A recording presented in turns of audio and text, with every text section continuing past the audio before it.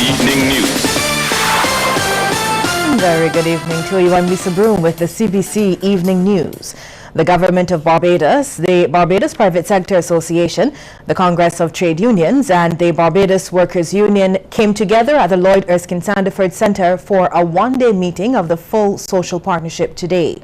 There were presentations on government finances and foreign exchange reserves, the ease of doing business and productivity and engagement, among others. Prime Minister Fendel Stewart, who chaired the meeting, notes that the full social partnership has survived under tremendous pressure. The social partnership was put periodically under stresses of various kinds, but the maturity, the insight, and the faith in the future led all of the social partnerships to see, all the social partners to see the value of sticking together rather than allowing vociferous or splintering tendencies to get the better of us. Chairman of the Barbados Private Sector Association, Charles Herbert, says the day's proceedings had to be more than just a talk shop. Our intention of working with you and both partners on is that today we can actually identify the priority action items which are most important to our country, that we can develop a strategy for developing the solutions and a strategy for implementing those solutions. Often the point that we have sometimes fallen down on is knowing what to do but failing to actually implement it and implement it on a timely basis. And the Barbados Workers Union's General Secretary, Tony Moore, confirmed the union's commitment to the partnership. The BWU maintains the view that the social partnership offers us all the consummate benefit of allowing us to identify issues of strategic importance to our constituents, yes, but more importantly to the whole. Issues that offer strategic benefit, therefore, for us all. Otherwise put, the greatest good for the greatest number. Ahead of the expected busy winter tourist season, officials of cruise liners are in Barbados recruiting workers. Director of Global Human Resources with the Apollo Group, Othmar Haley, says the standards are high for those interested in working on board floating hotels. So far, 47 people have been shortlisted. The recruiter explains what can be expected. You have to be willing to work within a team, to be able to fit into a team, because obviously a cruise ship is a self-confined environment, and as I said before, very restrictive. So you have to be able to fit into an existing team of not only different nationalities, but people with different ethnic backgrounds, different religions, and so on. So kind of it's really, it's almost as important as a technical proficiency level, that the candidate wants to make it work on board. Well, several job seekers turned up today. One of them, Sherry Ann Clark, was one of the successful candidates. Prior to the interview with Mr. Haley, there was training that helped to prepare candidates. She shared some of what was involved. CPR, we did sea diving, like to able to survive on the sea. It's like then we did like firefighting. Like if they have a fire, you have to be able to help the passengers either go left or right. Well, Barbados is on track to host what has been dubbed the region's Cultural Olympics. Culture Minister Stephen Lashley says the country is ready to put on CariFesta 13. The event will take place from August 17th to 27th, 2017, and Minister Lashley outlined that a steering committee was in place since September 2014. We have looked at the concept, and of course we've looked at the theme and structure of CariFesta, and it's certainly Barbados's intention of making this festival a huge success, not only for Barbados, but also for the entire Caribbean. Having established that initial committee, we followed up on that by putting in place a host country organizing committee, which I chair as Minister of Culture and representative of the Cabinet of Barbados. And we've been meeting over the past year to prepare for this great signal event. The Culture Minister was speaking at a press conference to announce the winners of the logo and jingle competitions for the event at the LESC. Darren Holder won the jingle category with his composition produced by Dwayne Antrobus. So I read the criteria, and Red Plastic Bag always told me that the key to winning competitions is to follow the criteria. Because I would have worked with him on, so I got to say thanks to Red Plastic Bag for that advice, you know. So I followed the criteria carefully. I've worked with numerous producers over the course of my jingle career, and over the last year I've been working with Dwayne Antrobus, who's also here today, and we've been doing some good work together. So I decided to do the jingle with Dwayne Antrobus. And graphic artist Alan Lowe beat out 84 other entries to win the logo competition. The idea for the logo was just it is a mixing of images, is a layering. So if you look at a logo, there are a variety of different things that come together to make it. It's not just one image on its own, but it can actually be broken down into several images. Well, the winners received $10,000 each. Congratulations to each of them. One of Barbados' largest hotels will have its own reason to celebrate in November this year. When Barbados celebrates its 50th anniversary of independence, it will share the jubilee with Hilton Barbados, which has operated on the island since 1966. Sales manager Tracy Jones says in a media briefing the hotel will host community outreach activities, competitions and parties to mark the celebration.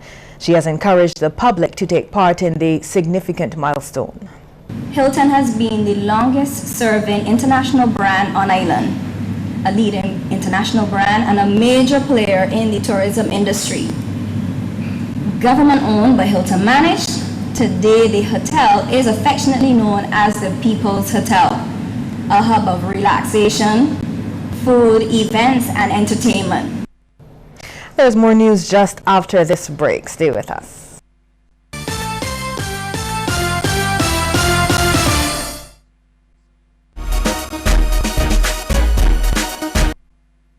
Don't let your data experience slow you down. Step up to Digicel, Barbados' fastest 4G network, more than twice as fast as the slow network. Get more with Digicel.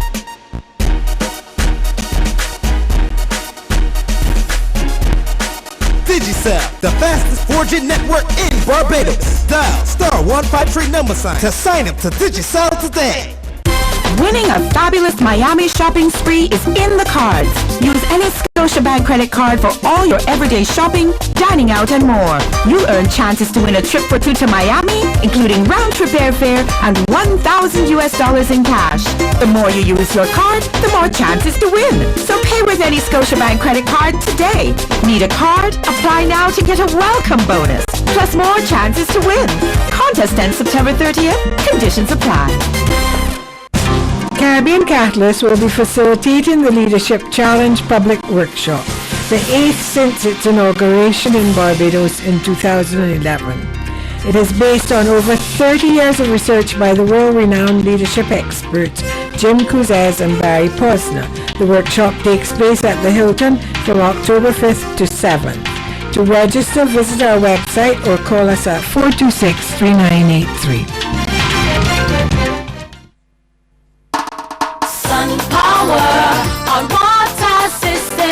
I had some problems with my solar water heater. The collectors was leaking. I called the original agency and said, well, they can't do anything about it because the system is bad and they will have to install a new system. I didn't hear back from them.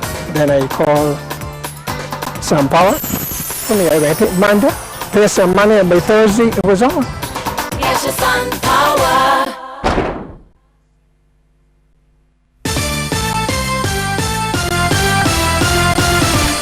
After spending 30 years in prison before being released in March this year, Adrian Fitzgerald Bradshaw, also known as Peter Bradshaw, is back behind bars. The 51-year-old of Story Gap, Codrington, St. Michael, along with 30-year-old Brian Barry King of Block 18 Hilltop, Princess Royal Avenue, Pinelands, was charged with the unlawful possession of 626 rounds of ammunition, unlawful possession of 3 firearms, and unlawful possession of close to 38 pounds of cannabis. The drugs and ammunition were discovered at number 2 Blades Hill, St. Philip last Thursday. They appeared before the District A Magistrates Court today and were both remanded to Her Majesty's Prison Dodds to reappear in the District C Magistrates Court next Thursday. A retired principal wants to see more professional accountability in the local education system. According to Jeff Brooms, this is lacking and should be addressed. While delivering the DLP lunchtime lecture, he recounted his experience of never seeing an education officer in his last 2 years as principal. It is almost shameful when I recall that during my last 2 years as a principal, the education officer never once visited my office and never once had any conversation or interaction with me in 2 years. Yeah, me, the one that has been dubbed as controversial. Clearly, with that in mind, you would think there'd be a need to ensure that the principal, this controversial one, and the ministry are singing from the same hymn sheet. Well, the veteran educator also whipped heads of departments, calling for them to give accurate reflections of teachers in assessment and not be swayed by personal relationships. We must evaluate. We must address what the evaluations say, and we must make bold decisions. Do not allow a culture of indifference and carelessness to define us. We are better than this and can do much, much better. Well, here's a question for you. What exactly is Bashment Soca? Well, the UEK Phil Campus Guild of Students sought to answer that question when it hosted Tech Off Something, a panel discussion examining the re-emergence and evolution of Bashment Soca. Our Shane Jones reports. Dr. Cleve Scott cited the research of Dr. Stefan Walcott on Bashment Soca, breaking down the subgenre into 3 elements. So the harmonic structure, the nation language, and the final main item he identified is the rhythm. The rhythm. And he associated the rhythm to 2 persons, to the work of Nicholas Branca and to the work of Eddie Grant. Former party monarch Gorg said that Bashment Soca artists were given a hard time by a large section of cultural commentators. We get crucified by a lot of DJs for that sort of music because they were saying, oh, this is too rough and everything. So, but I was looking at it, I was the heartbeat of the people, and that's what I come to do. 2016 Bashment Soca finalist Cooper Dan said he was grateful for the pioneers of the genre. We must give credit to the guys like Gorg and Lil Rick and those who would have taken the blows earlier, you know what I mean, and cushion it for guys like myself and Stiffy and Farmer Ubu and Hardware, you know, because it's a little easier now because they got the blows back in the day and the big tunes to play. DJ Admiral International is of the opinion that the subgenre of Bashment Soca has not been defined. Is it a language? Is it the videos? Is it a behavioral pattern? What on earth is bashment? Nobody has been able to define what it is. So if a tourist comes into Barbados and asks you what is bashment, the only thing you can do is say, that song is bashment. But what is it? And this is what we have to be able to define. If the artist gets into an art form and cannot explain the art form and don't understand the art form, that in itself is a travesty. The inaugural Bashment Soca king Stiffy partially agrees that it's not clearly defined and stressed that he simply delivers what his audience wants.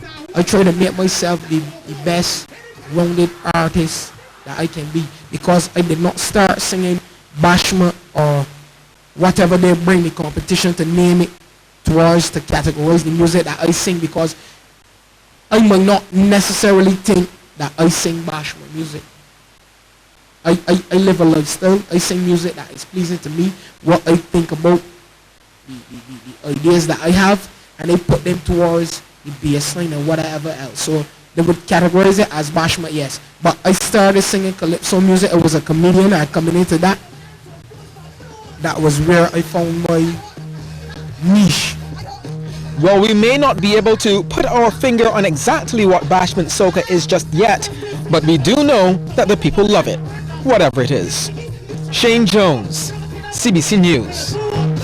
Thanks, Shane. Well, still to come, a look at some of the stories making headlines across the region. Super Lotto today. Enjoy your weekend for